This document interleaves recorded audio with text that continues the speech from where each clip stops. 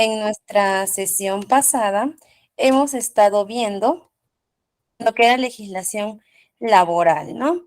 Dijimos que la legislación laboral es algo que tenemos que dominar todos, que todos tenemos que saber qué es la legislación laboral. ¿Por qué? Porque no importa que no nos dediquemos a los recursos humanos, ¿ok? O que no seamos abogados para tener que ver las leyes, sino que nosotros, todos los que trabajamos dentro de una organización o trabajamos de manera independiente o incluso somos empleadores de nuestros negocios, nuestros emprendimientos, tenemos que conocer todo lo concerniente a legislación laboral porque estamos inmersos en ella. Es decir, estamos dentro de eso y nosotros tenemos que conocer el lugar a donde pertenecemos. Y la legislación laboral es eso, dentro de toda nuestra vida laboral, tenemos que conocer cuáles son nuestros derechos, nuestros deberes, cuáles son las formas, cuáles son este, lo que nos corresponde, qué no nos corresponde de acuerdo a la legislación. Habíamos visto la defensa de los sindicatos, los tipos de régimen laboral. Vimos el régimen laboral general, que es el que más vemos, el que más utilizamos, y de ahí vimos el régimen MIPE, ¿no? Que era en algunos aspectos era parecido al general, pero en otros había notables diferencias, ¿no? Como en el régimen, como en la microempresa, que en la microempresa no tiene derecho o a recibir dos gratificaciones al año. No reciben gratificaciones, tampoco reciben lo que es CTS. En la microempresa, el empleador puede elegir entre aportar a salud o al CIS familiar subsidiado de su trabajador, a diferencia del régimen MIPE, ¿no? Que ellos sí tienen derecho a una CTS, pero equivale a medio sueldo. Ellos sí tienen derecho a recibir sus gratificaciones, pero igual van a equivaler al medio sueldo y ellos sí tienen que ir a e-salud. Ellos sí tienen que irse a e-salud en el caso de la pequeña empresa. Y tanto en la micro como en la pequeña empresa, su descanso vacacional anual es de 15 días, a diferencia del régimen general que es de 30 días, que ellos reciben CTS completo en los meses de mayo y noviembre, que ya es ahora nomás, ¿eh? Ahora hasta el 15 de mayo ya tenemos que depositar nuestras ETS y, y la gratificación completa que equivale a un sueldo. También vimos el régimen de construcción civil, que dentro de este régimen tenemos tres categorías: los operarios, los ayudantes y los peones. Ellos se clasifican de acuerdo a la especialización que ha tenido cada uno. El operario tiene que tener su especialización. El ayudante es aquel que no ha alcanzado la calificación plena en su especialidad, y el peón que no necesita o que no necesita ser calificado, que no necesita tener una calificación. Y ellos ya tienen su escala salarial vigente, que la vamos a tener esta escala vigente hasta el 31 de mayo de este año. Ha estado vigente desde el 1 de junio del año pasado hasta este 31 de mayo que ya se vence y tendrá que actualizarse. Y a partir del 1 de junio de este año veremos cuál es la nueva escala salarial, si se ha mantenido, si ha aumentado, si ha disminuido. Lo más probable es que aumente, pero ya veremos eso en 1 de junio. Porque eso tiene de particular nuestra legislación laboral, que es que constantemente cambia y no tiene una ley fija o un cálculo fijo. Eso es muy curioso de nuestra legislación laboral. Y vimos de que ellos tienen beneficios como sus bonificaciones especializadas, ¿no? Con lo que es el BUC y el BAE, su compensación vacacional, que igual corresponde a 30 días de descanso, su descanso semanal obligatorio y los días feriados. Si es que ellos deciden laborar estos días feriados, ya es un costo aparte el que la empresa tiene que asumir con ellos. Sus gratificaciones, que el cálculo es muy distinto a los regímenes anteriores que hemos visto. Acá sus gratificaciones son de 40 jornales básicos y acá tenemos ya su escala salarial, sus jornales básicos de cada uno. Es decir, si ellos trabajan para la gratificación de julio, ellos trabajan 7 meses, los 7 meses anteriores reciben sus 40 jornales. Y para la gratificación de Navidad, si ellos trabajaron los 5 meses anteriores, reciben su gratificación completa, es decir, sus 40 jornales básicos completos. Ellos también les corresponde una asignación por fallecimiento, pero esta asignación no es una indemnización. Hay algunas personas que están dentro de este régimen que por ahí confunden un poquito y creen que la asignación es una indemnización que les van a dar. No es así. Es una asignación por fallecimiento que el monto va acorde a la cantidad de presupuesto aprobado que tenga la obra. Como les mencioné, no suele ser mucho, suele ser entre los 1.000 y 3.000 soles, por ahí suele variar, pero no suele ser mucho. Y su compensación por tiempo de servicio, su CTS, que la reciben de manera normal con el cálculo normal. Ahora vamos a ver lo que es el régimen minero, que este fue el que nos quedó pendiente en nuestra sesión pasada. La minería ya sabemos que es una actividad que se realiza en emplazamientos de superficie o subterráneos, lo que se conoce como la mina a socavón o la mina a tajo abierto. Hoy en día, si es que hablamos en Perú, ya son muy poquitas minas las que trabajan en subterráneos o socavón. Ya la mayoría están trabajando a tajo abierto. La minería, por lo mismo que conlleva una actividad que es contaminante, porque aunque la minería o el sector minero sea el principal aportador al PBI del Perú, no podemos negarnos, no podemos cegar los ojos a que es un agente contaminante. Contamina bastante la mina. Por lo menos hoy en día las minas formales ya tienen protocolos establecidos por su responsabilidad social que hacen que ellos que tengan un manejo adecuado de sus residuos y disminuir considerablemente la contaminación, pero no deja de serlo. Las mineras informales, lamentablemente, no tienen ningún protocolo, no tienen ningún manejo de residuos ni responsabilidad social, que son las que más contaminan. Y estos agentes contaminantes no pueden estar cerca de las ciudades habitadas o de poblaciones habitadas. Por lo tanto, las minerías se tienen que realizar en emplazamientos lejanos a las ciudades. Es por eso que no es como que vamos a una minera y agarramos la combi y llegamos a la explotación minera. No, tenemos que hacer un viaje para llegar allá. ¿Por qué? Porque son alejadas. ¿Son alejadas para qué? Para cuidar la salud de los pobladores de pueblos aledaños. Y por lo mismo que estas son aledañas, los trabajadores tienen una jornada atípica. ¿Qué es una jornada típica? En la que ellos cumplen sus horas de trabajo, pero acumulando descansos. Eso es lo que conocemos como el régimen de horarios o el régimen de trabajo, ¿no? Que no pueden ser uno por uno, que es cuando trabajan un día y descansan un día. Es decir, trabajan 7 días y descansan 7 días. Puede ser un 2 por 1, que trabajan por cada 2 días de descanso, acumulan un día, ¿no? Entonces son personas que trabajan 14 días y descansan 7 días. Y al final, si hacemos una suma de horas, ellos están cumpliendo mensualmente con las horas que deben laborar, solo que las tienen en jornadas atípicas, en jornadas acumulativas, como trabajos que tienen 20 por 10, 5 por 4, 5 por 2, 3 por 1. No son distintos tipos de régimen atípico que utilizan las minas. ¿Y por qué utilizan estos régimen atípico? Porque para ellos las minas, al estar instaladas en ciudades, lejos de las ciudades, tienen que internar a los trabajadores. Y acá viene uno de los beneficios que tienen los trabajadores, que son sus condiciones de trabajo, en el que la minera, está en la obligación de otorgar vivienda mientras los trabajadores estén o hayan subido a mina. Ellos tienen que asumir el 100% de la vivienda de sus trabajadores, así como su alimentación. Y su alimentación tiene que ser una alimentación balanceada, una alimentación sana e ideal para el trabajador, con variedad de frutas, verduras, carnes, grasas, lácteos, con todo ello. Es decir, no se le puede limitar al trabajador a que le vamos a dar un menú todos los días, ¿no? El trabajador tiene que tener la proteína, las grasas, las calorías, la fibra necesaria y la mina tiene que procurar que su trabajador cuente con eso. Se le tiene que dar al trabajador los EPPs y su uniforme.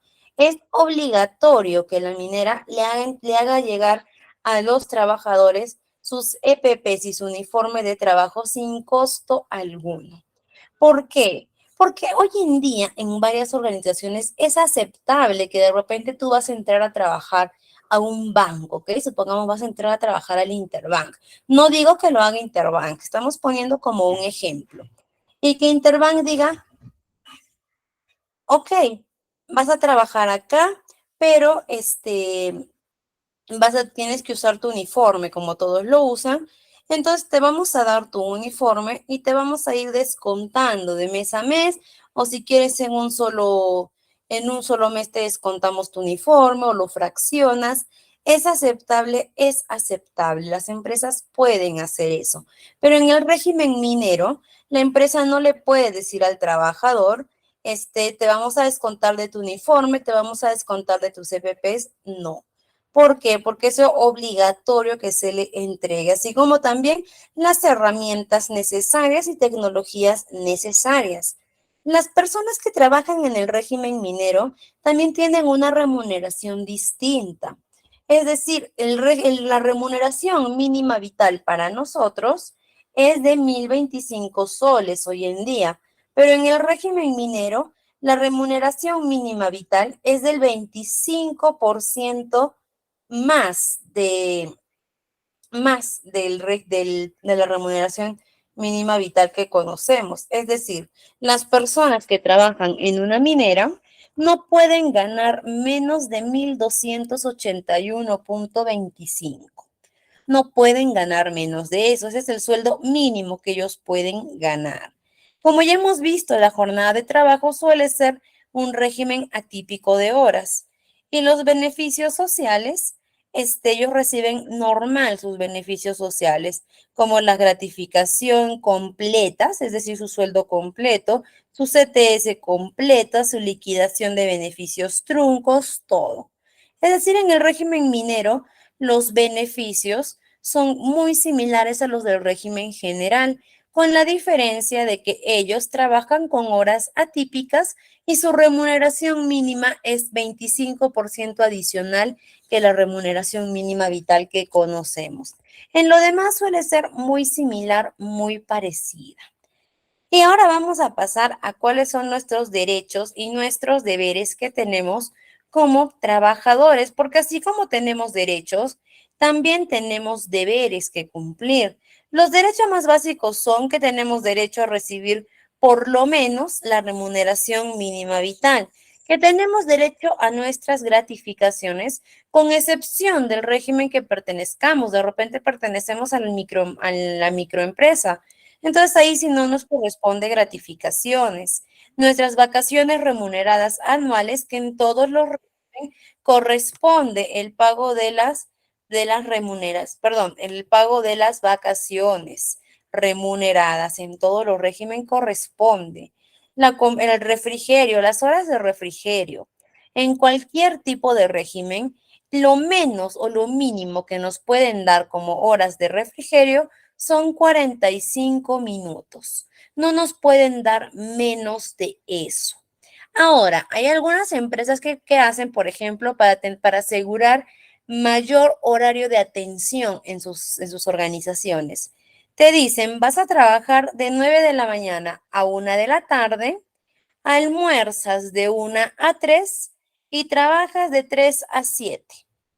No, es decir, indirectamente estás trabajando de 9 de la mañana a 7 de la noche, pero te están dando 2 horas de almuerzo para que compense. ¿Eso es válido, es totalmente válido. ¿Ok? Pero si te dan más horas de almuerzo, es completamente válido. Lo que no es válido es que te disminuyan las horas de almuerzo a 15 minutos, 20 minutos, media hora, como a veces se ve. No, la empresa tiene que darte por lo menos 45 minutos para tu hora de refrigerio. Ahora, estos 45 minutos no se contabilizan dentro de las 8 horas de jornada diaria. No se contabilizan, ¿ok? Algunas veces nos llegan unas quejas con personas un poquito confundidas porque dicen, yo trabajo indirectamente 9 horas al día, no me deberían pagar esa hora extra, pero ¿cuánto te dan de almuerzo? Mire, yo trabajo a ver de 8 a 6 de la tarde, ¿ok? Si contamos 8, 9, 10, 11, 12, 1, 2, 3, 4, 5, 6, hasta las 5 le vamos a poner. Yo trabajo de 8 a 5 de la tarde. Si usted contabiliza, son 9 horas las que yo estoy trabajando. Sí, efectivamente, estás trabajando 9 horas. Pero ¿cuántas horas te dan de refrigerio? Ah, ya, de refrigerio, de almuerzo me dan de 12 a 1. Listo, esa hora no se contabiliza dentro de tus horas de trabajo. Entonces, sí estás trabajando tus 8 horas y 1 hora de refrigerio. Así como tenemos, también tenemos lo que es la compensación por tiempo de servicios, la licencia de maternidad prenatal y postnatal, la licencia de maternidad y paternidad. En el caso de la licencia de maternidad prenatal y postnatal, son en total 90 días o 3 meses. Si bien es cierto, en el prenatal son 45 días y en el postnatal son otros 45 días, están hechos para que inicialmente, o cuál es el concepto básico de estos. La maternidad prenatal está hecha para el descanso de los primeros meses de embarazo, que suelen ser los más riesgosos o en los que se tiene que tener más cuidado. Y el descanso de postnatal está hecho para el nacimiento, para después del nacimiento de vuestro hijo, ¿no? En el que ya es para los cuidados del niño, ¿no? Estos 90 días pueden ser acumulables, por supuesto que pueden ser acumulables. Por supuesto que yo puedo esperar hasta que finalice mi embarazo y tomar de golpe los 90 días, que es lo que hacen que es lo que hacen la mayoría de mujeres que están en estado de gravidez. Esperan hasta finalizar su embarazo y tomar de golpe los 90 días. Es importante aclarar algo, que estos 90 días de la maternidad prenatal y postnatal, la remuneración de la trabajadora no lo asume la empresa, es decir, la empresa no asume su remuneración durante estos tres meses o estos 90 días, los asume directamente salud. Es decir, salud es quien asume la remuneración de esa trabajadora. Por eso es que la maternidad no involucra ningún tipo de gasto adicional a la organización, porque ese descanso que va a tomar la mujer que ahora es madre, lo asume completamente salud. Pero al asumir salud, ese descanso prenatal y postnatal, es que obliga a que se tome de golpe el descanso. Es decir, si yo quiero tomar al inicio de mi embarazo mis días libres porque me dijeron que tengo un embarazo de riesgo y debo cuidarme, debo tomar de frente los 45 días de prenatal. O si yo quiero acumular todas mi descanso y quiero tomarlos al finalizar mi embarazo, debo tomar de frente los 90 días de pre y postnatal. ¿Por qué no puedo agarrar y decirle a mi empresa o a mi empleador? ¿Sabe qué? Voy a tomar de mis 90 días que tengo, esta semana voy a tomar, este mes voy a tomar 10 días. O la próxima semana voy a tomar 2 días de los 90 días que tengo de mi descanso prenatal y postnatal. Porque enviándolo de salud, así como que ha tomado 10 días, 2 días, tantos días, esa salud no va a desembolsar el dinero. Esa salud de frente desembolsa por la cantidad total, lo cual es perjudicial para la empresa. Es por eso que yo no puedo disponer de esos descansos durante mi embarazo como yo desee, sino que si los voy a disponer antes de dar a luz, tengo que disponer de frente los 45 días. O si voy a disponer después de dar a luz, tengo que disponer de frente todos esos días. Entonces, hasta acá estamos claros. Y ahora vamos con lo que es el descanso de paternidad, que hace poco lo han aumentado, porque en un inicio solo eran 6 días, ahora ya lo han aumentado a 10 días. Esperemos que nuestro Congreso pueda hacer algo para aumentar aún más días el descanso de paternidad, pero hoy en día son 10 días. Al igual que estos días, yo no puedo disponer en cualquier momento. Estos 10 días de la paternidad sí los asume el empleador. Eso sí los asume, esos 10 días. Pero esos 10 días no tampoco el trabajador no puede asumir, no puede usarlos a su gusto. No puede decir, esta semana voy a tomar 2 días de mi paternidad, o de repente mi hijo nació ayer, pero yo voy a tomar mis 10 días de paternidad la próxima semana. No, no se puede.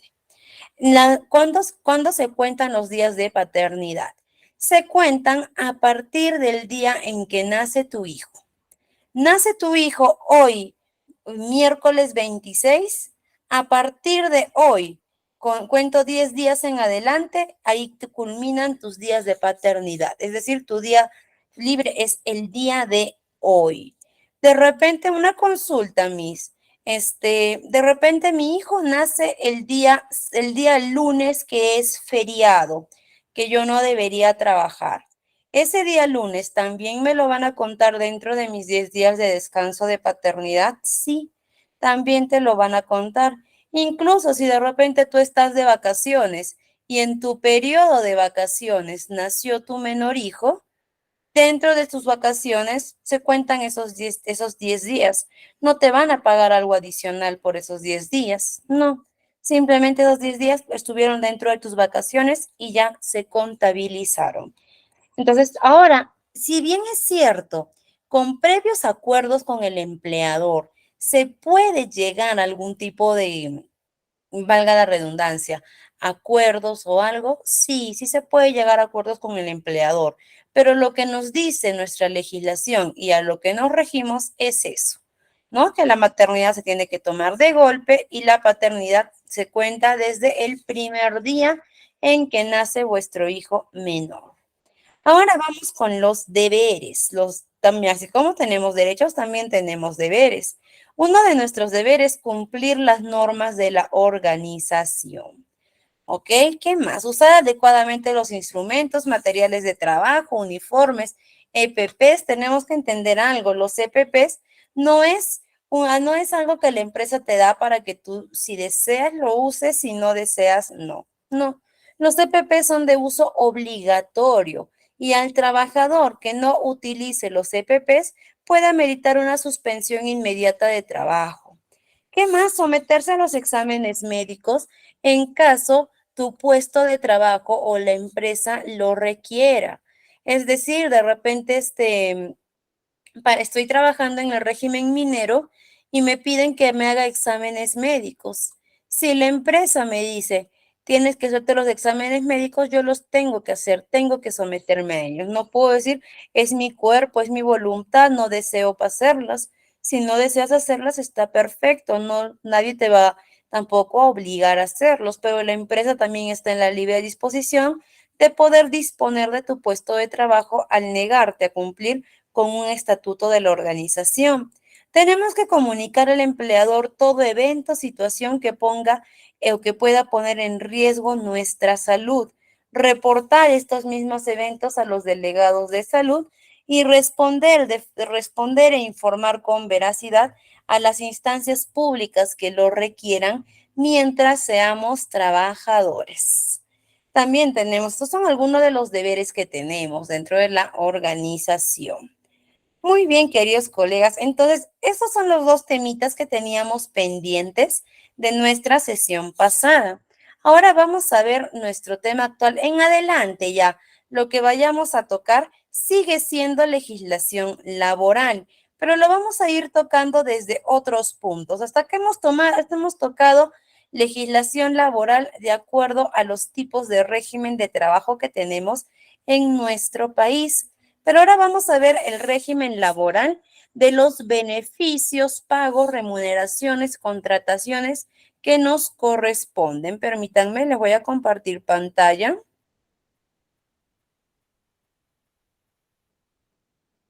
A ver, está cargando. Listo, ya se puede visualizar. Muy bien, vamos a empezar a hablar de legislación laboral y continuamos. Ahora vamos a ver lo que son los principios de la relación laboral, la contratación laboral, la jornada, remuneraciones, beneficios sociales y cese laboral. Empezamos rápidamente con la relación laboral. ¿Qué es la relación laboral? Es cuando hay ¿cómo podríamos decirlo? Para no decir cuando hay una relación. Es cuando hay un vínculo existente entre la organización y los trabajadores. Ese vínculo lo conocemos como la relación. Y dentro de esta relación laboral tenemos lo que es los principios de la relación y los principios de la realidad laboral. Vamos a empezar por los principios de la relación laboral. Como ya hemos dicho, es un vínculo que se genera desde la dirección de la organización, la subordinación que hay por parte del trabajador y la dependencia mutua que se tienen.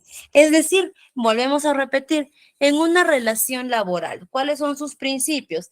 La dirección, que sería la parte del empleador o la parte empleadora, la subordinación, que es la parte de los trabajadores, y la dependencia laboral, que es la dependencia mutua, porque ya en nuestra primera sesión habíamos dicho, ¿no? De que esa idea de que el trabajador depende de la empresa ya es muy antigua, muy retrógrada. Ahora sabemos que hay una dependencia mutua, ya que el trabajador depende tanto del salario que le da la empresa, como la empresa depende tanto de las labores que realiza el trabajador. Y ahora vamos con los principios de la realidad laboral. El primer principio que tenemos es la primacía de la realidad, es decir, que primero es lo que es real. En este caso, por ejemplo, les voy a poner el ejemplo de una auditoría de planillas y el ejemplo de primero empecemos por un ejemplo, ¿ok?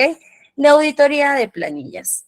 A veces vamos a hacer auditorías de planillas o la SUNAT emite que se haga una auditoría de planilla porque ha notado algún movimiento extraño, porque ha notado algo que no está bien. ¿Y qué es lo más común que vemos en esta auditoría? Que hay trabajadores que están en las planillas, pero no laboran en la organización. Es decir, están dentro de la planilla con un sueldo, con un horario, con un puesto de trabajo, pero no laboran en la organización. Eso más se suele ver en empresas familiares. Por ejemplo, la última que vimos, no era una empresa textil que vendía y fabricaba telas para la realización de cortinas, todo ello. Y dentro de su planilla tenían a un anciano de unos 93 años más o menos. Lo tenían en planilla part-time, es decir, medio tiempo, en el régimen general 728, lo tenían como vigilante nocturno. Es decir, que él trabajaba como vigilante en el turno noche, desde las 7 de la noche hasta las 12, me parece que lo tenía. Muy bien, tenía un sueldo mínimo, tenía un sueldo creo de 450 soles más o menos, pero al momento de hacer la verificación real, este abuelito no era trabajador, ni siquiera existía el puesto de trabajo, es decir, si nosotros nos parábamos frente a la organización de 7 de la noche a 12 de la noche, no iba el abuelito a trabajar. ¿Qué significa? ¿Qué es lo que las organizaciones, en especial cuando son empresas familiares, hacen eso para poder otorgar beneficios como el seguro social a sus familiares? Porque es mucho más económico que yo aporte el 9% de 450 soles a que pague lo que correspondería el seguro en sí, ¿no? Porque con el seguro social, si yo lo quiero pagar de manera particular, me cuesta casi, casi como un seguro particular, como un seguro en clínica particular. En cambio, es más fácil que yo de 450 pague el 9%, que sería 40 soles más o menos. 40 soles, 41 soles. Suelen hacer eso las empresas, pero ante una auditoría, ¿qué es lo que prima? Lo que dice la planilla, lo que dicen las hojas, que es trabajador, o lo que dice la realidad, que el trabajador no existe.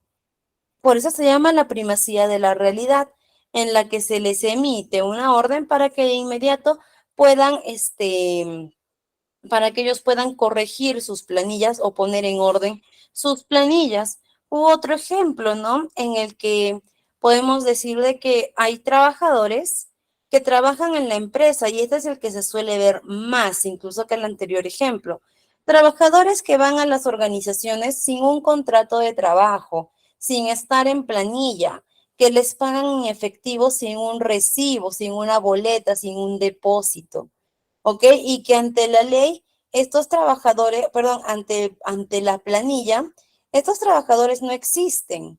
Pero qué es lo que vale por encima? La primacía de la realidad, en el que estos trabajadores sí son trabajadores de la empresa, aunque no tengan un contrato, aunque no estén en la planilla, aunque no tengan un método de pago fijo, son trabajadores de la organización, lo son definitivamente.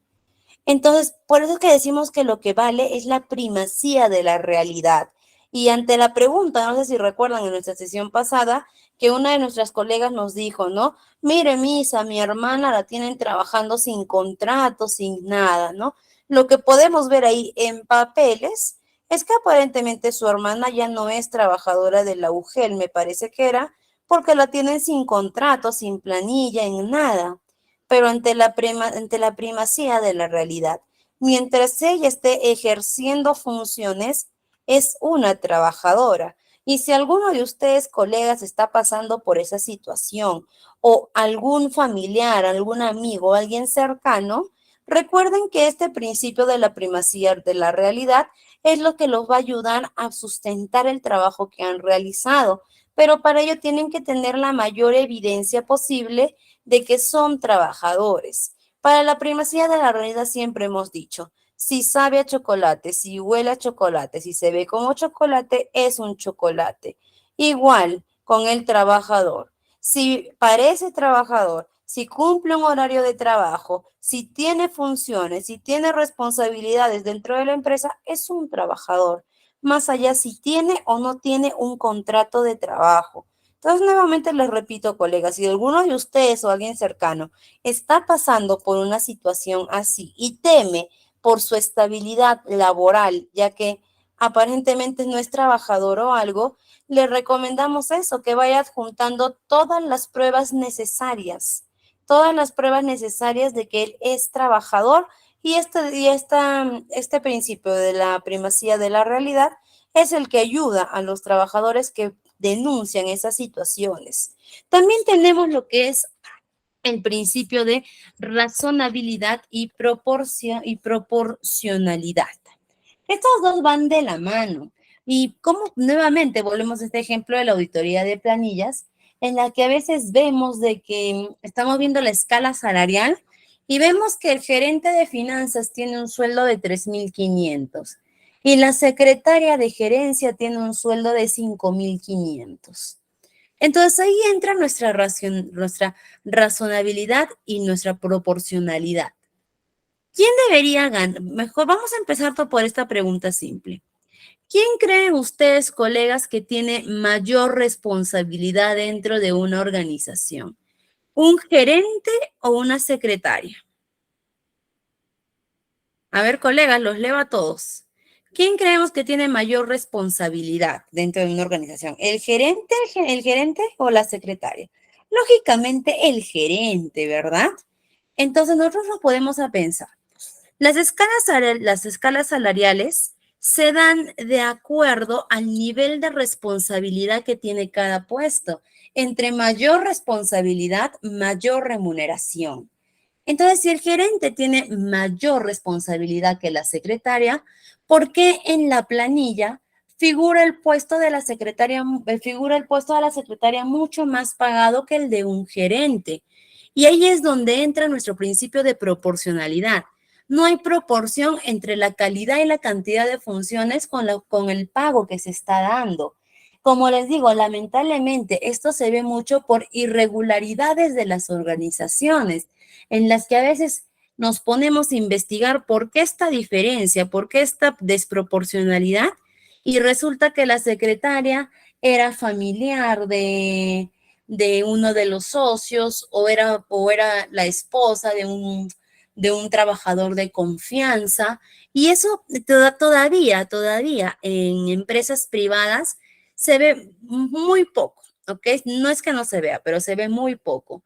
¿Dónde vemos más esto? En empresas públicas. Ahí es donde vemos más que el asistente que el asistente que está por recibo por honorarios gana 2.000, 3.000 soles y la trabajadora contratada está ganando está ganando 1.600, 1.700. Ahí vemos que hay desproporcionalidad, ¿no? Como les digo, en el sector privado se ve también, pero no se ve con tanta frecuencia como lo vemos en el sector público. Y nos pregunta por ahí Wendy, ¿y qué se hace en esos casos? Si es en el sector privado, se puede pedir una auditoría de planillas, pero como es sector privado, es un recurso propio, es un financiamiento propio. Al final, la junta de socios o ellos pueden definir a quién por su propia escala salarial.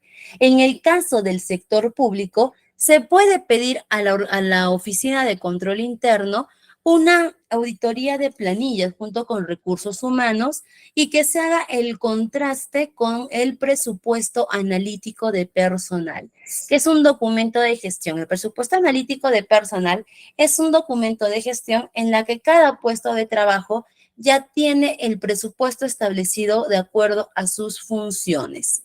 Y al hacer la auditoría y al encontrar que hay puestos de trabajo de menor responsabilidad que están con un salario más elevado, el encargado de establecer ese salario, de solicitar ese sueldo, tendrá que dar la debida justificación del por qué solicitó o estableció ese salario y hacer la contratación con el presupuesto analítico de personal. Siempre tener en cuenta de que es muy difícil de que si yo soy consciente que una trabajadora que tiene menor responsabilidad que yo está ganando más, al hacer mi queja, lo que voy a lograr es que esa trabajadora le regulen el sueldo que deba hacer. Muy difícilmente yo voy a lograr que me suban el sueldo a mí, sino que va a ser que a la otra trabajadora le regulen el sueldo a lo que debe hacer. Y por último tenemos el principio de inmediatez. Este principio de inmediatez también va un poquito de la mano con el principio de razonabilidad. Porque el principio de inmediatez nos dice que nosotros tenemos que tomar acciones ante cualquier acto que podamos encontrar de manera inmediata. Por ejemplo, supongamos que ahorita que ya estamos finalizando abril, yo me pongo a hacer mis planillas, me pongo a hacer mis cuadres y, oh sorpresa, me doy cuenta que un trabajador había faltado el mes de marzo, había faltado 2 días y yo no le había descontado de esos 2 días que faltó en marzo. Entonces yo digo, bueno, como no le desconté en marzo, le voy a descontar ahora en abril esos 2 días. ¿Ustedes creen que se puede hacer eso? ¿Sí o no? A ver, ¿qué creen ustedes?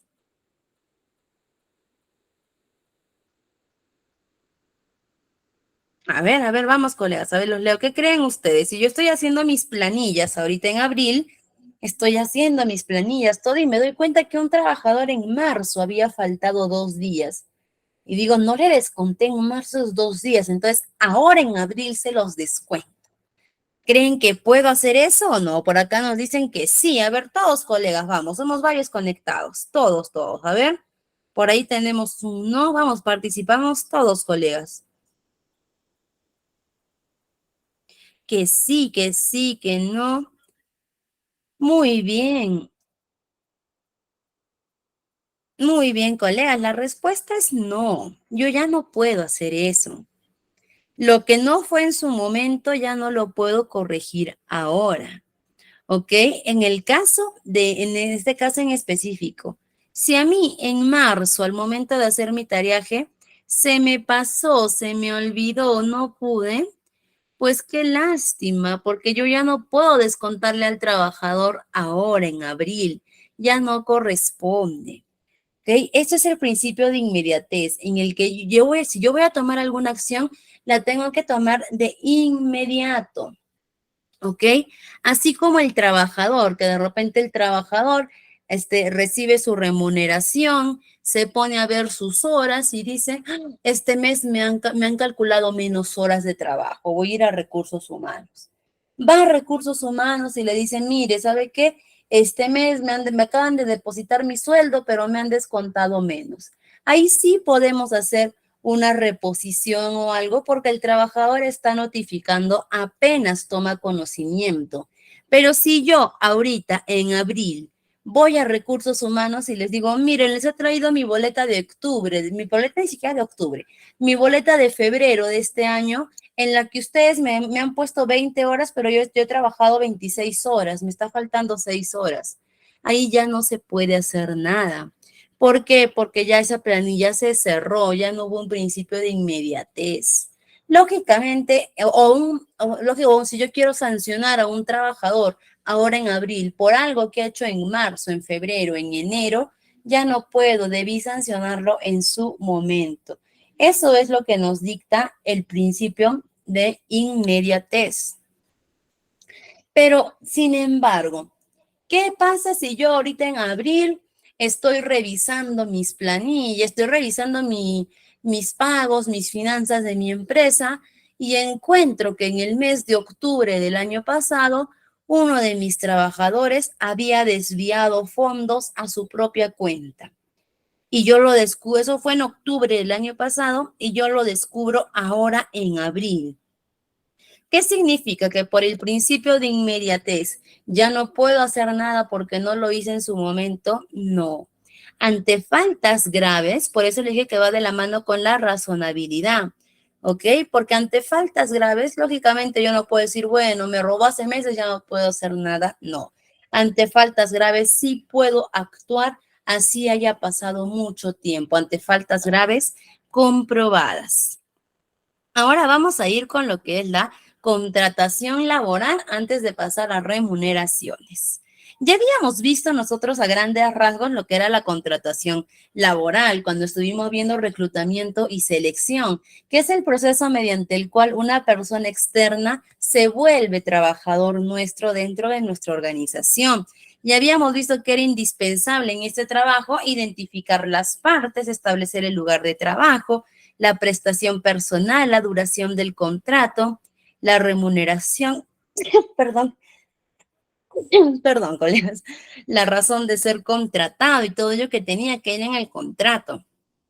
Ahora vamos a ver los tipos de contrato un poquito más a detalle de lo que ya habíamos visto antes. Los tipos de contrato laboral que tenemos son dos. Uno a tiempo indeterminado y el otro a plazo fijo. A tiempo indeterminado es cuando mi contrato de trabajo tiene una fecha de inicio, pero no tiene una fecha de fin. Es decir, cuando me dicen cuándo inicia, pero no me ponen cuándo va a terminar. Eso es un contrato a tiempo indeterminado. ¿Cuáles son los beneficios de este contrato a tiempo indeterminado? Que la única causal de término de contrato puede ser porque por un despido justificado o por un despido justificado o porque yo renuncie o por mutuo disenso. Ese es el beneficio de este contrato de trabajo. Y en caso de que yo tenga un contrato de trabajo y la empresa me despida sin causa justificada, entraría a ser un despido arbitrario en el que ya me tendrían que pagar una indemnización. Eso lo vamos a ver más adelante. Y el contrato a plazo fijo, que tiene una fecha de inicio y una fecha de fin con probabilidad a renovarse, pero no obligatoriamente. Es decir, este se puede renovar, pero no significa que sí o sí se va a tener que renovar. Y dentro de este plazo fijo tenemos diferentes tipos de modalidades, como la modalidad temporal. Dentro de las temporales tenemos muchas. Las que más se utilizan son por inicio de actividad y la necesidad de mercado. Supongamos que yo soy nueva, estoy abriendo mi empresa que es nueva, puedo contratar a mi personal por inicio de actividad. ¿Para qué? Para ver cómo me va a ir yendo dentro de mi nueva empresa, de mi nuevo negocio. Si es que no me va bien, puedo disolver los contratos en determinado momento sin tener que dar una indemnización. Una liquidación de beneficios, sí, pero sin una indemnización. Y la necesidad de mercado es cuando contrato a mis trabajadores por temporadas. Por ejemplo, hace poquito hemos pasado una de las temporadas en las que suele haber mayor producción, que es la campaña escolar, ¿no? Es cuando yo contrato así por campaña escolar, campaña de fiestas patrias, campaña navideña. en las que yo contrato a mi personal con una fecha de inicio y apenas culminen las campañas, también culminan sus contratos. Tenemos la modalidad accidental, que es donde entraría la modalidad ocasional por suplencia de emergencia, pues de repente, en el caso, ¿no? De que yo tome mi descanso, mi pre y mi postnatal, me darán un descanso por suplencia en ese caso, ¿no? Si yo salgo de vacaciones, entonces contratarán otra persona para que pueda suplir mi puesto durante mi periodo de vacaciones. Y contratos por obra y servicio. Cuando yo no te contrato por un periodo de tiempo, sino que te contrato hasta que culmines cierta actividad o cierto servicio. Por ejemplo, les voy a contratar para que construyas mi casa, ¿ok? Pero si yo te contrato si yo te pago a ti por el tiempo, es decir, si yo te pago todos los días que tú demores en construir mi casa, es capaz de tomarse 4 o 5 años en construir una casa, porque entre más tiempo esté laborando, más gana, ¿no? En cambio, la modalidad por obra o servicio, le digo, te voy a contratar para que construyas mi casa. Por toda la obra te voy a pagar 20,000 soles, supongamos, ¿no? Entonces, si tú lo haces rápido, te ganas rápido los 20,000. Si te demoras, vas a demorar más en obtener los 20,000. El tiempo ya no depende del salario. Son los diferentes tipos de contrato que tenemos. Como ya habíamos mencionado cuando hicimos reclutamiento y selección, se recomienda que cuando recién voy a integrar un trabajador a mi organización, no vaya directo con un contrato a tiempo indeterminado. Empiece con un contrato por ay, se me fue el nombre. Un contrato, ay, se me fue el nombre, colegas. A ver si ustedes me ayudan. ¿Qué contrato habíamos dicho que teníamos que empezar cuando un trabajador es nuevo en la organización? Ah, ya se me vino. Un trabajo de periodo de prueba. Me entró un lapsus en un momentito. Un contrato de periodo de prueba que son 3 meses aproximadamente, en los que yo puedo ir evaluando a mi candidato. Recordemos que estos contratos de trabajo no pueden ser, tienen que ser mutuo acuerdo con el trabajador y que, al finalizar cada contrato de trabajo, si es que se va a renovar o ya no se va a renovar, se le tiene que avisar al trabajador con cierta anticipación, por lo menos 15 días. Si es que va a haber una renovación, o si es que ya no se va a renovar. ¿Para qué? Para que el trabajador también pueda prever él mismo su tiempo, su disponibilidad de repente irse a otra organización. Pero en el caso de plazos fijos se tiene que avisar cuando ya se va a disolver el contrato. Ahora vamos a ver lo que es la jornada laboral. La jornada laboral máxima ya hemos dicho que es de 48 horas semanales y que se pueden acumular en jornadas atípicas como el régimen minero, ¿no? Que habíamos dicho que ellos trabajan más horas al día, días seguidos, pero después descansan varios días seguidos, ¿no? Y dentro de estas jornadas laborales también pueden ser jornadas reducidas, pero dentro de estas jornadas laborales tenemos lo que son los sobretiempos. ¿Y qué son los sobretiempos? Más conocidos como horas extra. ¿Qué son las horas extras? Cuando yo laboro horas adicionales, ojo, no estamos hablando de jornadas atípicas, sino del régimen general. Cuando yo laboro horas adicionales a mis 8 horas diarias de trabajo, es decir, cuando yo trabajo una novena, décima o hacia arriba o más horas de trabajo. Esas se conocen como las horas extra. Y las horas extras son remuneradas. ¿Cómo remuneramos las horas extras? Las primeras 2 horas extras que yo trabaje, me tendrán que pagar el valor de la hora que yo gano normalmente con un adicional del 25% por cada hora laborada. Es decir, yo trabajo hasta las 6 de la tarde y me hicieron quedarme hasta las 9 de la noche. Es decir, trabajé 2 horas extras de 6 a 7 y de 8 a 9. Yo gano por hora 5 soles. ¿Qué quiere decir? Que me tendrán que pagar por las 2 horas extras que he elaborado 10 soles. ¿Por qué? 10 soles de 5 soles de la primera hora extra, 5 soles de la segunda hora extra y adicional un 25% de esos 10 soles.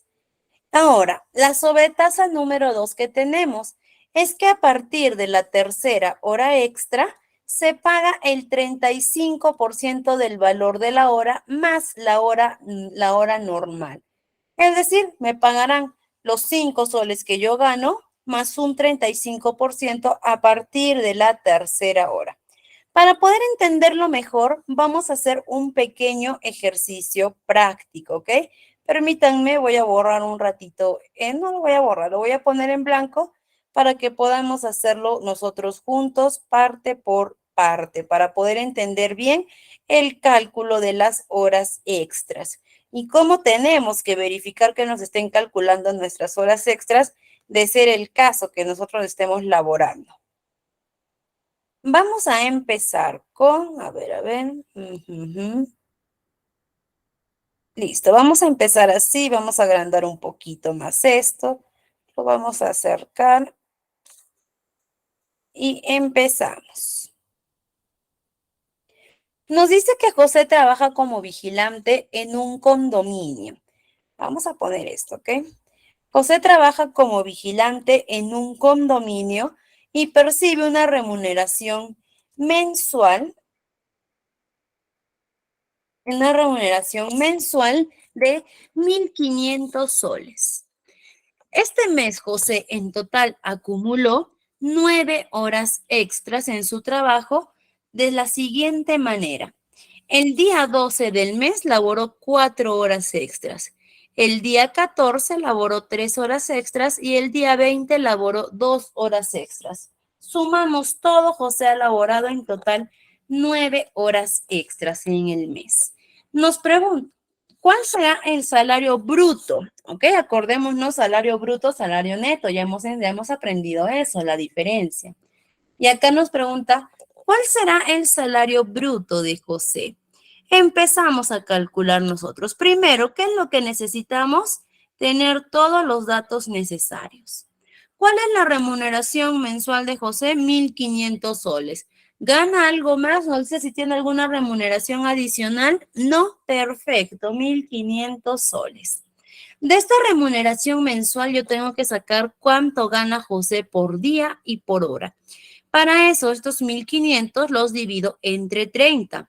Es importante que sepamos esto, que para el cálculo de escalas salariales ya tenemos definidos que los días del mes son 30 y los días del año son 360. Es decir, no importa que este mes tenga 30 días, que diciembre tenga 31, que febrero tenga 28, 29 días, siempre vamos a calcular esto en base a 30. Entonces, 1.500 entre 30, 50 soles diarios. José gana 50 soles diarios. Y ahora sacamos la remuneración por hora. 50 entre 8. ¿Por qué 8? Porque trabaja 8 horas diarias. José gana 6.25 soles por hora. Ya tenemos eso. Ahora vamos a sacar cuánto me vale una hora extra más el 25% y una hora extra más el 35% y sumamos.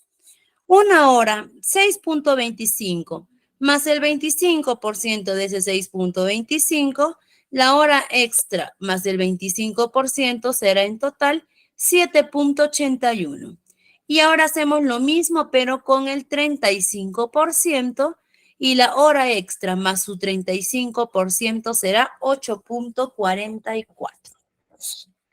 Ya está, ya tenemos hasta ahí esos datos. Ya puedo empezar a calcular cuánto ha ganado José en horas extras por día. Y empiezo. El día 12 me dice que ha trabajado 4 horas extras. Me acuerdo, las primeras 2 horas extras son con el 25%. Y entonces pondré, si son con el 25%, sumaré 7.81 más 7.81 de las 2 primeras horas extras. Nos dicen que a partir de la tercera hora extra ya es con el 35%. Y acá son 4 horas extras. Las dos primeras ya las puse con el 25. A partir de la tercera y la cuarta, ya les sumo la hora con el 35%. Entonces le pongo 8.44 más 8.44. El día 12, José ha ganado en total en horas extras 32 soles con 50 céntimos. El día 14 nos dice que trabajó 3 horas extras. Igual, mis dos primeras horas extras son con el 25%. Y a partir de la tercera hora extra, que es solo una, con el 35%. En total, José, el día 14 ha ganado 24.06. Ahora nos vamos con el día 20. El día 20 nos dice que solo trabajó 2 horas extras. Ya recordamos, las primeras 2 horas extras es con el 25%. Entonces solamente sumaré mis dos primeras horas extras con el 25%. Y ahora sumo en total todo. Y José en total ha trabajado, ha ganado 72.18 soles en horas extra. Ya saqué mi cálculo. Ahora me dicen, ¿cuánto será el sueldo bruto de José? El sueldo bruto de José entonces será, su remuneración bruta será igual a los 1.500 más los 72.18 soles. La remuneración bruta de José será 1.572.18. Hasta ahí ya te resolvimos el problema. Pero ¿qué pasa si acá nos ponen que José aporta, vamos a poner acá, José aporta a la SNP y me piden acá que ya no calcule el sueldo bruto, sino el sueldo neto de José. Ya está, ahora vamos a calcular su sueldo neto. Ya calculamos el bruto. ¿Qué necesitamos para calcular el sueldo neto? Solamente el bruto y saber a qué organización aporta su fondo de pensiones. Si es alguna AFP o si es la SNP. Si es la SNP o que más antes conocíamos como la ONP, su descuento siempre va a ser 13%.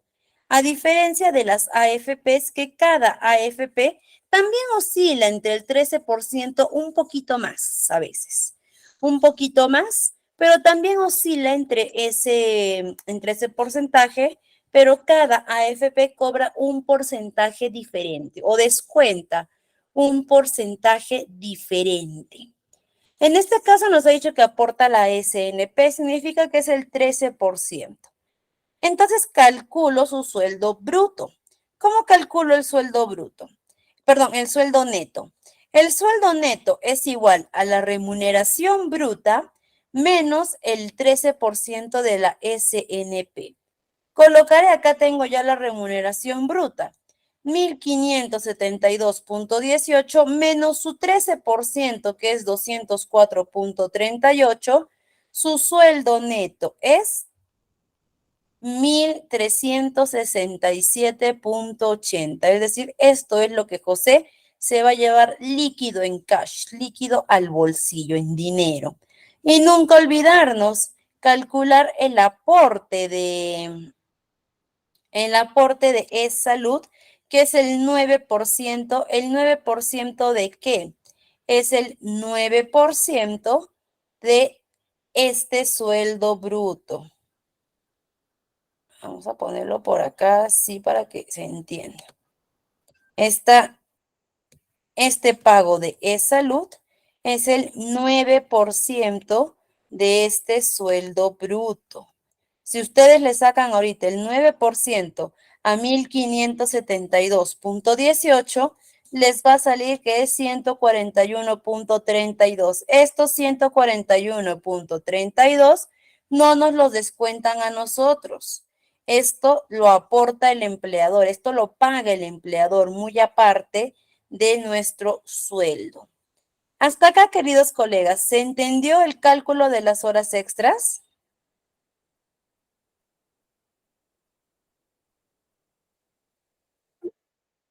Sí, sí, se entendió. Listo, muchas gracias. Por ahí, alguien que tenga una duda o algo. Listo, colegas, igual ustedes tienen el ejemplo ahí en su material para que lo puedan revisar, lo puedan analizar. Es bastante sencillo en realidad poder calcularla, sino que ahorita lo hemos hecho bastante meticuloso para que todos podamos entender. Muy bien, queridos colegas. Ahora seguimos, ya hemos calculado acá las horas extras. Ya aprendimos las primeras 2 horas extras con el 25% y a partir de la tercera hora extra con el 35%. Ahora tenemos también lo que es la sobretasa nocturna. ¿Qué es la sobretasa nocturna? Es los trabajadores que trabajan en el turno noche. Por ahí, ¿tenemos alguna preguntita por ahí? Estamos levantando la manita, me parece. Y quisiera saber si tendrían algún ejemplo de planilla de eh, construcción civil. Un ejemplo para cálculo de horas extra. Sí, sí. Se calcula de igual manera, estimada, solamente que los que son de régimen de construcción civil, ellos ya tienen su sueldo establecido diario. Ya hemos visto que el operario gana 80, vamos a ver cuánto ganaba porque ahorita ya se me fue de la cabeza, pero acá está. El operario gana 80,50, el oficial gana 63,15 y el peón gana 56,80. Se calcula de la misma manera. Regresamos acá donde estamos en nuestro ejemplo, donde estamos, acá estamos. En nuestro ejemplo, regresamos acá donde ya esta remuneración mensual ya lo olvidamos. Regresamos acá a remuneración diaria. Ya nuestra remuneración diaria ya la tenemos. Si es operario, ya tenemos que es 80,5. Lo dividimos entre las 8 horas y lo que nos salga, ya el resultado que nos salga, aplicamos el mismo cálculo.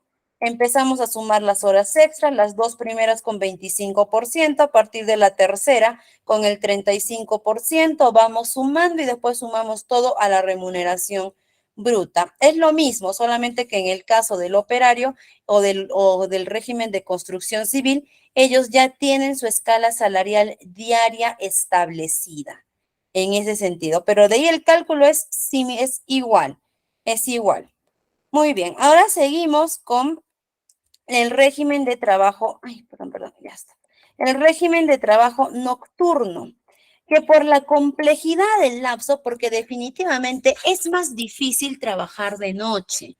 ¿Por qué? Porque de día, si yo me siento mal, tengo a la mano una farmacia abierta, tengo a la mano clínicas, hospitales. Si es que me da hambre, voy a la tienda, encuentro la gaseosita, lo que yo desee, ¿no?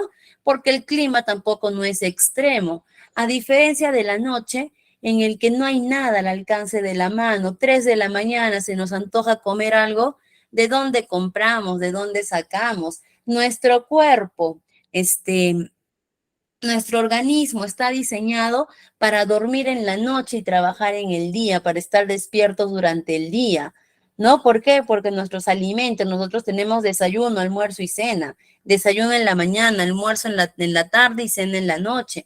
A diferencia de las personas que hacen trabajo nocturno, que durante el día no pueden descansar sus 8 horas corridas porque tienen que tomar lapsos para consumir sus alimentos, que muchas veces son climas más extremos, y por esa complejidad es que la remuneración mínima vital para las personas que trabajan en horarios nocturnos ya no es 1.025 soles, es 1.383,75. Es decir, un 35% adicional de la remuneración mínima vital. Esto es lo mínimo que pueden ganar los trabajadores de que trabajan en horarios nocturnos. ¿De qué hora a qué hora es el horario nocturno? De 10 de la noche a 6 de la mañana. Algunos lo manejan de 11 de la noche a 7 de la mañana, también es aceptable. Pero lo que dice nuestra legislación es de 10 de la noche a 6 de la mañana. Ahora, que muchas veces nos pasa esto con nuestros trabajadores, que yo tengo un trabajador que trabaja en la portería en turno nocturno y gana 1.500 soles. Y varias veces ha venido y me ha dicho, ¿sabe qué, Mi? Yo he averiguado, he estado estudiando, he investigado Y yo sé que los trabajadores del régimen nocturno, los trabajadores de sobretasa nocturna nos tienen que dar un 35% más de nuestro sueldo. Así que, licenciada, corresponde que usted en este momento me pague 35% más de mis 1.500 soles. Ahí le tenemos que aclarar y decir, no, estimado, no es así, ¿no? Este 35% es adicional a la remuneración mínima vital. Es decir, si yo te estoy pagando menos del mínimo o el mínimo, tengo que subirte tu sueldo sí o sí a 1.383.75. Pero si yo te estoy pagando más de este monto, ya no tengo que agregar nada a tu sueldo por horario nocturno. Significa de que tu horario nocturno, si es que yo te estoy pagando más de esta cantidad, ya está cubierto.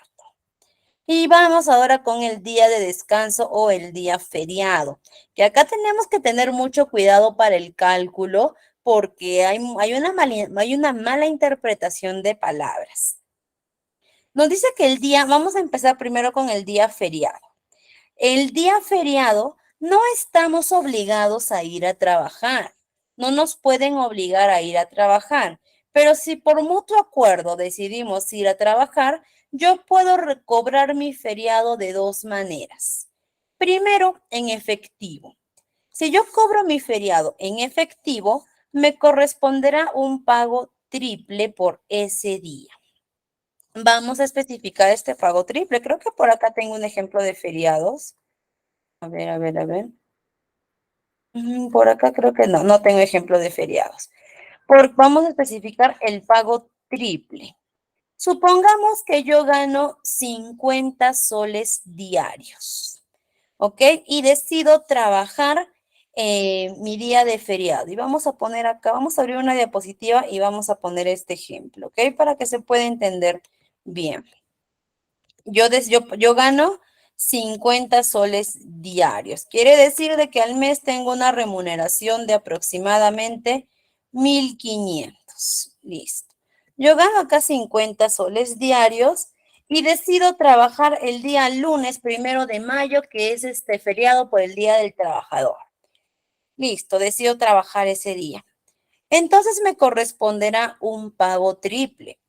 Mucho cuidado, queridos colegas, no confundir porque varios calculan así y esta es una forma incorrecta de calcular. Yo gano 1.500 al mes, vamos a poner acá. Mi sueldo es de 1.500 al mes, 1.500 mensual. Voy a cambiar de letra porque en esta letra no puedo diferenciar bien los numeritos. Arial, listo. Yo gano, ay, por Dios, yo gano 1.500 mensual, ¿ok? Mi sueldo mensual,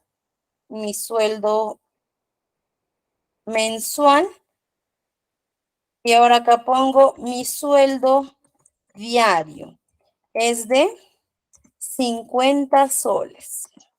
Este es mi sueldo diario. Y yo decido trabajar ese día feriado. Entonces, ese día feriado, mi trabajo feriado, me corresponde un pago triple.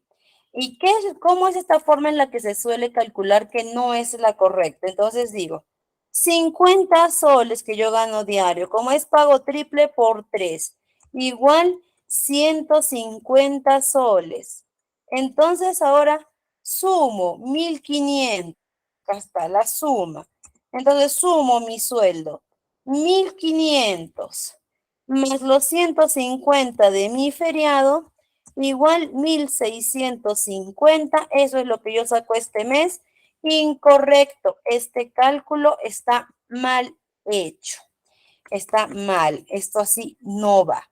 Y les voy a explicar por qué no va. Porque aquí yo le estoy pagando al trabajador por el feriado 4 días, no 3. Y les voy a explicar cómo es que se calcula, cómo es que se debe calcular correctamente para que lo podamos entender. Y por qué esa mención del pago triple es que nos genera muchas veces confusiones. Empezamos. Mi sueldo mensual es de 1.500, hasta ahí estoy bien. Mi sueldo diario es de 50 soles, bien. Ahora, yo trabajo el día feriado. ¿Cómo se paga el día feriado? ¿Por qué decimos que es pago triple?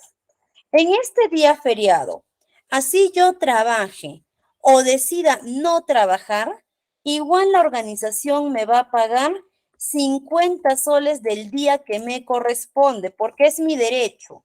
Por ese feriado que yo no voy a ir a trabajar porque no deseo, igual la empresa me va a pagar mis 50 soles que yo gano de forma diaria. Pero si yo decido ir a trabajar, la empresa me tiene que pagar otros 50 soles por el trabajo que estoy realizando y otros 50 soles como una sobretasa del 100% de mi día. ¿Ok? Y si vemos acá ya tengo mis días. Acá ya tengo el día que yo vaya o no vaya a trabajar, me van a pagar mi esfuerzo por ir al feriado y mi sobretasa por ir al feriado. ¿Es un pago triple? Es un pago triple. Cuento 1, 2 y 3. Muy bien, sí es un pago triple. Ahora, para yo sacar cuánto me va a corresponder en total al mes, yo no puedo agarrar y sumar estos tres montos a los 1.500 soles, porque estos 50 soles que a mí me van a pagar, vaya o no vaya a trabajar, ya están incluidos dentro de estos 1.500 soles. Ya los tengo, estos 50 soles, lo vamos a resaltar de otro color incluso. Lo vamos a poner de color rojito. Estos 50 soles que me van a pagar, así vaya o no vaya a trabajar en feriado, ya están incluidos a mis 1.500 soles. Por lo tanto, yo para sacar mi suma, tendré que hacerlo de la siguiente forma. Tendré que sacar mis 1.500 soles más estos 50 soles, ya no, porque ya están incluidos en los 50 soles. Más estos dos, más mi bonificación del 100%, más mi esfuerzo, y mi pago será 1.600 soles.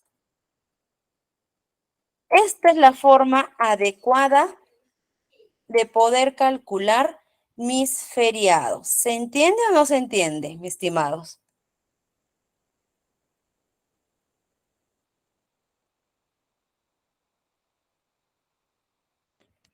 Por ahí, a ver, todo se entendió. Muy bien. Entonces tenemos que tener cuidado al hacer nuestros cálculos de los feriados, porque a veces nos confundimos y como escuchamos pago triple, multiplicamos por los 150 y de frente sumamos, ¿no? Vamos a hacer entonces un último repasito para que quede clara esta partecita, que hay una última explicación. Esto de acá, esta forma en la que hemos calculado, está mal. Esto no va. ¿Por qué? Porque está bien, digo, yo pago triple, entonces 50 por 3, porque es pago triple, 150 soles. Estos 150 soles los sumo a los 1.500 y en total tengo 1.650. Esto no va. Esta forma es errada de calcular. Como se debe calcular es, mi sueldo mensual ya lo tengo, 1.500 soles. Mi sueldo diario, 50 soles. Mi sueldo por día, por trabajar en feriado. Así yo vaya o no vaya a trabajar, sí o sí me tienen que pagar estos 50 soles en rojito porque es lo que me corresponde. ¿Ok? Así yo no vaya a trabajar un día feriado, así me quede en mi casita descansando, igual me van a pagar estos 50 soles.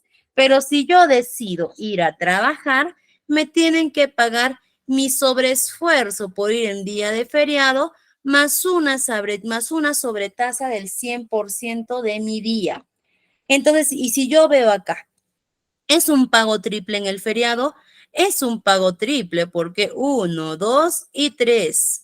Listo, ahora quiero saber cuánto voy a sacar al mes por haber trabajado en feriado. ¿Cuánto es lo que voy a sacar? Estos 1.500 los voy a sumar ¿a qué? Ya no voy a sumar estos 50 que los tengo en rojitos, ya no los voy a sumar otra vez a los 1.500 porque ya están incluidos en los 1.500. Solamente sumaré mi sobreesfuerzo más mi sobretasa y en este día, en este mes de mayo, yo sacaré 1.600 soles. Esa es la forma adecuada de pagar un feriado. Más fácil incluso, algunos, si empezamos a agarrar la cultura de decir el feriado se paga en doble, lo multiplico por 2, acá va a ser 100, vengo y lo sumo acá y 100 y listo, y ahora sí me va a salir la respuesta correcta. Pero nosotros estamos aprendiendo legislación laboral. Y lo que la legislación laboral nos dice es que el día de feriado es un pago triple porque sí es un pago triple, es 1, 2 y 3. Sí lo es, pero si ustedes lo quieren empezar a manejar con pago doble para que salga bien sus cálculos, no hay ningún problema, pueden hacerlo. Así es, Efra. En las MIPES igual, en la microempresa igual, en el régimen minero, en el régimen agrario, en todos los tipos de régimen, los pagos feriados son iguales, son pagos triples. Todos los feriados, no hay como que solo algunos feriados es pago triple, otros no, no. Todos los feriados, en todos los regímenes se paga de la misma forma, el triple. Seamos microempresa, pequeña empresa, mediana empresa, todas las organizaciones de cualquier régimen es el pago triple. Vamos a seguir, colegas. Muy bien, estamos recién empezando con remuneraciones, recién estamos agarrando cancha en remuneraciones. Ya hemos visto estos ejemplitos, ya hemos visto, les decía, del día feriado. Pero, Miss, yo voy a trabajar este lunes, pero yo no quiero plata. Yo lo que quiero después de trabajar en este feriado del día lunes es descansar, lo quiero en días. ¿Puedo reclamar mi trabajo del feriado en días y no en dinero? Claro que se puede. Pero acá también tenemos que tener cuidado porque por ahí algunos creen que como es pago triple, entonces también me darán 3 días libres si es que yo trabajo feriado y lo quiero reclamar en días, no. Si yo trabajo el día lunes 1 de mayo, que es feriado, y no quiero el pago, sino quiero que me den el día libre, solo me van a dar un día libre. Pero ¿cuál es el beneficio de este día libre? Que yo lo puedo cobrar en cualquier momento del año. Es decir, de repente ahora yo trabajo el 1 de mayo, pero quiero tomar mi día libre en octubre, en agosto, en septiembre. ¿Lo puedo hacer? Lo puedo hacer sin ningún problema. Veré ese feriado, pero solamente es un día libre. A diferencia del día de descanso. En mi día de descanso, si a mí me toca trabajar en mi día de descanso, me corresponde un pago doble. Es decir, adicional al pago que yo estoy recibiendo por mi día de descanso, me tienen que pagar un día más para que yo pueda vender mi día de descanso. Y supongamos que yo mi día de descanso no lo quiero en dinero, lo quiero también en otro día de descanso. También se puede canjear por otro día de descanso, pero este día lo tengo que canjear dentro de la semana. Es decir, yo esta semana, por ejemplo, hoy miércoles 26, quiero vender, me tocaba descansar, es mejor dicho, este domingo que viene me toca descansar en mi trabajo, pero por necesidad de servicio me piden que vaya. Ok, yo voy, trabajo el domingo, no quiero que me paguen mi día adicional, pero sí quiero que me den un día de descanso. Es decir, yo tendré hasta el siguiente domingo para reclamar ese día de descanso. Si no lo reclamé en ese lapso, lamentablemente lo perdí. Hasta acá, colegas, ¿tenemos alguna duda con los días de descanso que podemos reclamar por feriado y por feriado y por día de descanso?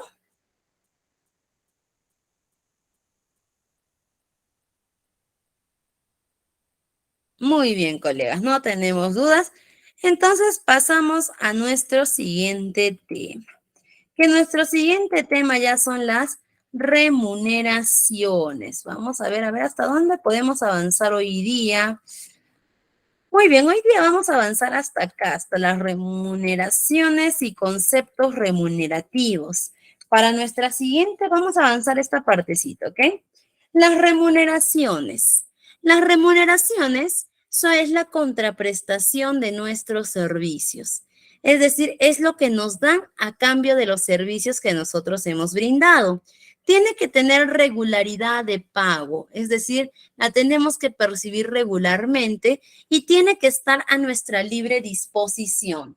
Es decir, mi empleador o mi jefe no puede decirme, te voy a pagar tu sueldo, pero solamente lo vas a usar en comida en comida y vivienda. No, yo mi sueldo lo puedo disponer como mejor me parezca.